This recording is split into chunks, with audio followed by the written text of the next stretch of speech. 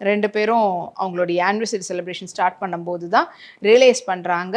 ரயானுக்கு வந்துட்டு ஆக்சுவலி கொஞ்சம் breathing problem இருக்கும். அவருடைய அந்த இன்ஹேலர மிஸ் பண்ணிட்டுருப்பாங்க கார்லயே அப்படின்றது.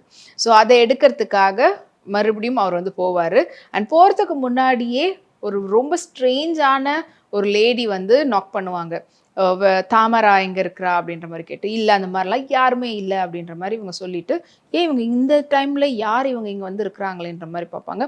மறுபடியும் அனுப்பிட்ட பிறகு, அவங்கள சுத்தி ஏதோ அமானுஷ்யமா ஒரு மாரி நடக்குதுன்ற மாரி மாயா வந்து ஃபீல் பண்ணுவாங்க. ஸோ இவங்க வந்து இன்ஹேலர் எடுக்கிறதுக்கு போவாரு. ஆனா கார் டோர்லாம் வந்து லாக் ஆயிருக்கும். எடுக்க முடியாது. பேக் மேலேயே தான் இருக்கும். அண்ட் ஷெட்டும் வந்து க்ளோஸ் ஆயிருக்கும். என்ன பண்றது தெரியாம அவர் அங்க இருப்பாரு. அண்ட் கார் டோர அத தாண்டி எடுக்கிறதுக்கு ட்ரை பண்ணுவாரு.